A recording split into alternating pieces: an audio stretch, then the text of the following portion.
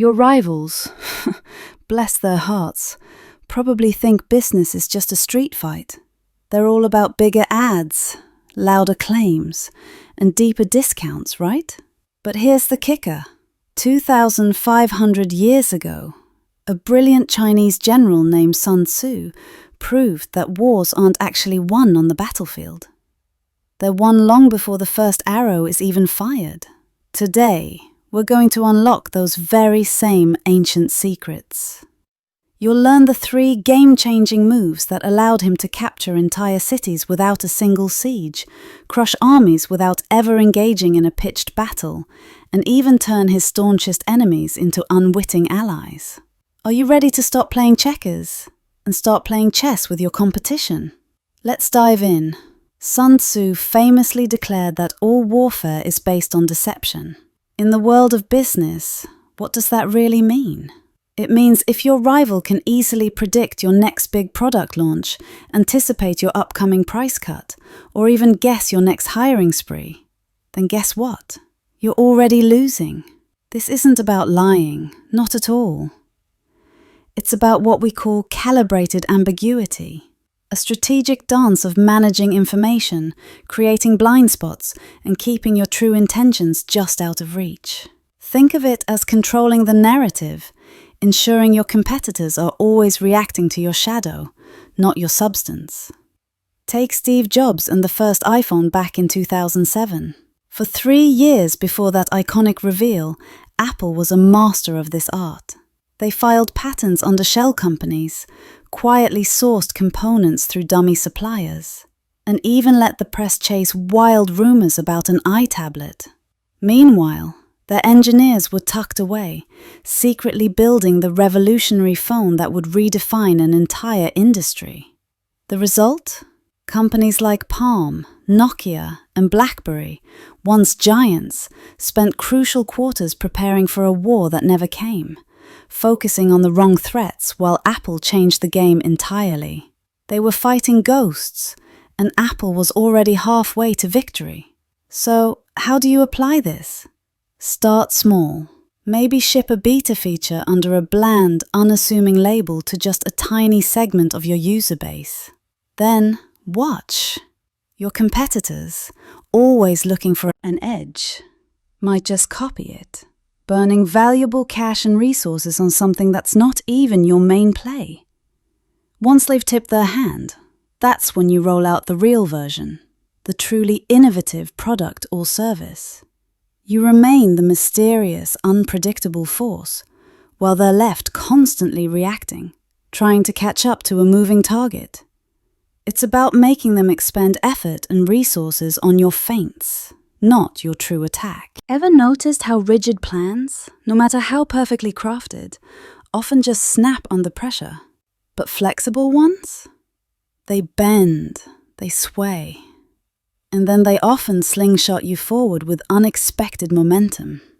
Sun Tzu taught that just as water adapts its form to the ground over which it flows, so too should a general adapt his tactics to the enemy and the terrain. In business, this means being as fluid as water, not as brittle as glass. Consider the epic showdown between Didi and Uber in China. When Didi first squared off against the global behemoth, every analyst predicted a brutal, cash-burning slugfest. But Didi didn't play that game. Instead of trying to out-Uber, they switched tactics, adapting to the unique Chinese market at lightning speed. They offered different ride types: tuk-tuks, minibuses, corporate carpools, localizing their service faster than Uber could even begin to translate its San Francisco playbook. The battlefield changed daily, sometimes hourly, and Didi, like a skilled surfer, rode every single wave. Uber, meanwhile, choked on its own red tape, unable to pivot its massive, centralized structure quickly enough. In just 18 months, Didi went from the plucky underdog to commanding a staggering 80% market share. That's not just winning, that's dominating through sheer, relentless adaptability.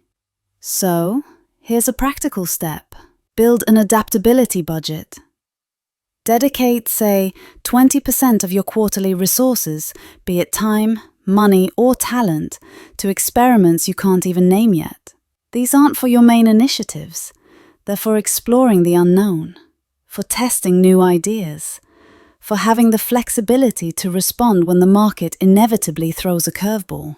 When regulation shifts, when a new technology emerges, or when customer tastes suddenly pivot, you're already funded and ready to move. Your competitors will be stuck in endless board meetings, debating whether to even consider a change. You'll just need a weekend to reallocate resources and launch your next move. It's about being proactive in your flexibility, not just reactive. Sun Tzu offered a powerful warning. Never assault an enemy's strength head-on. Instead, he advised, find the undefended hill and make it your own. In business, this means ignoring the noise, the hype, and the shiny objects your competitors are parading around. Look for what they aren't doing, what they can't do, or what they won't do because it undermines their existing narrative. That's where your real opportunity lies. Think back to 2005. YouTube was a quirky dating site afterthought, practically a joke. Meanwhile, Google Video, backed by a tech titan, was pouring millions into massive server farms and lavish studio deals, trying to dominate the online video space through sheer brute force. YouTube, however, sidestepped that arms race entirely. They didn't try to outspend Google. Instead, they attacked an undefended flank. Convenience and virality. No login wall, single-click embeds, a Flash player that just worked on every browser. They cultivated three powerful yet uncontested strengths: unparalleled convenience, effortless virality, and a burgeoning sense of community. 18 months later, Google, realizing it had been outmaneuvered, surrendered and bought YouTube for a cool $1.65 billion. They struck at Google's weakness, its inability to be nimble and user-centric, and won big. Here's how you can do it. Audit your competitors' 5 loudest brags. Is it fastest delivery? Lowest price? AI-driven innovation?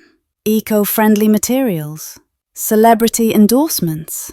Now, map the exact opposite angle for each. If they brag about fastest delivery, maybe your strength is slow, artisan craftsmanship.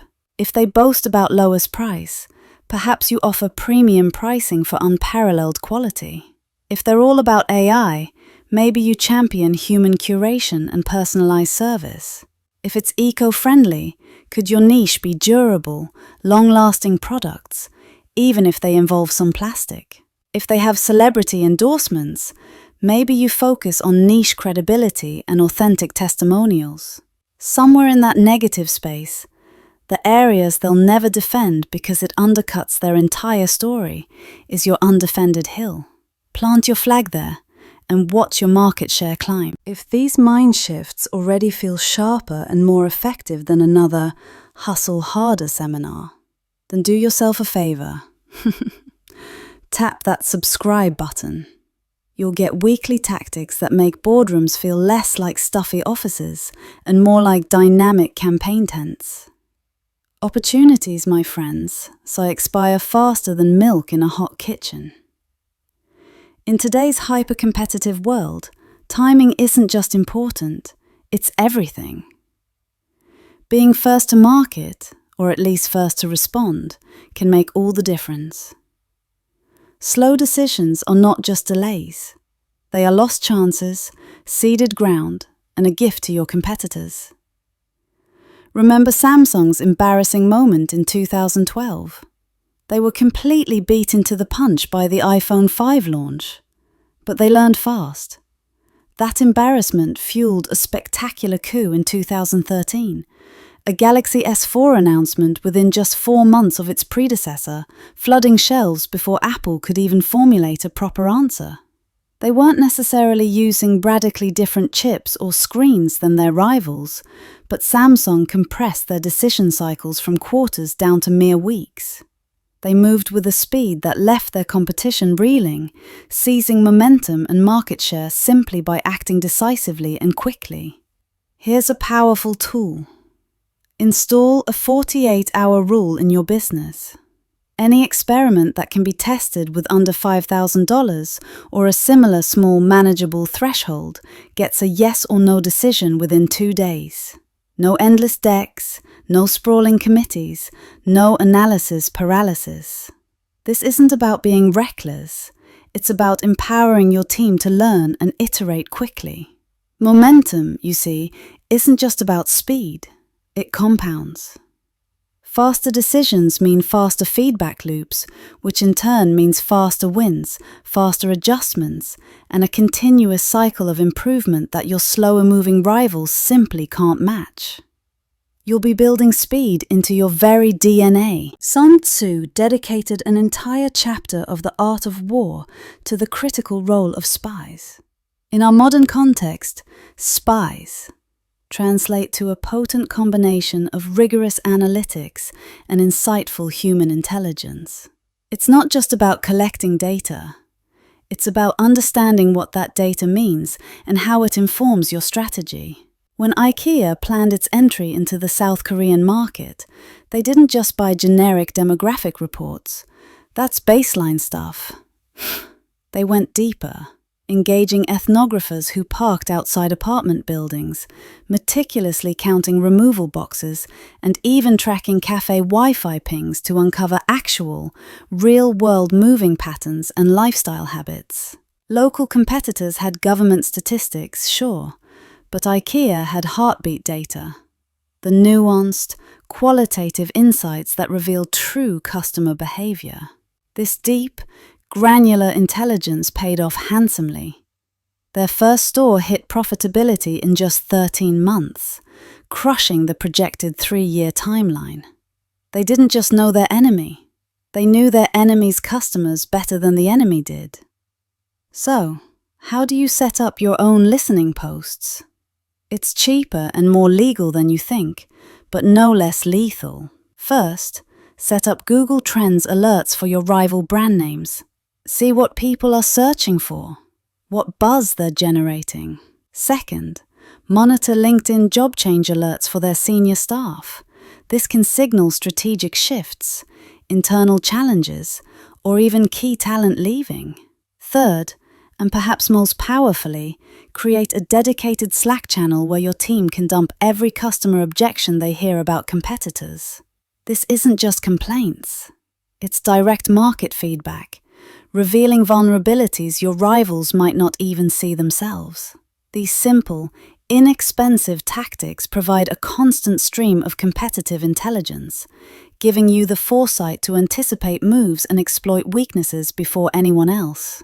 A general who commands genuine loyalty, Sun Tzu taught, needs no whip. True power comes not from coercion, but from a shared purpose and an unshakable bond within the ranks. In business, this translates to a culture where everyone feels invested, valued, and truly part of something bigger than themselves. Think about Howard Schultz's return to Starbucks in 2008. The company was floundering, losing its soul. His bold move? He closed every single US store for a 3-hour espresso training blackout. Critics howled about the lost revenue, predicting disaster. But the partners, the baristas, the store managers, they saw something else entirely. They saw a leader choosing craft, quality, and their collective expertise over short-term cash. He wasn't just training them. He was reminding them of their shared mission, reaffirming their value. The very next quarter, same-store sales dramatically reversed course, flipping from a minus 10% decline to a plus 7% gain. Why? Because unity, a sense of shared purpose, always outranks mere urgency. How can you foster this kind of unity? Try running fortnightly mission scrims. These are short, perhaps 30-minute meetings where one employee presents a real-world customer story that went wrong. The team then collectively problem solves and fixes it live. The crucial rule? Managers don't speak until the very end. This empowers everyone, builds empathy, and creates a shared understanding of customer challenges. People leave these sessions not just feeling heard, but smarter, more connected, and collectively invincible. They learn from each other. They fight for each other. And that kind of internal strength is an unstoppable force in the market. Put these powerful plays into motion, and you won't just see your market share climb. You'll watch your competitors wonder how you moved so fast, so effectively. Want deeper battle plans? A full strategic toolkit? Check the description below for my complete Sun Tzu workbook. It's absolutely free, no email wall, no strings attached.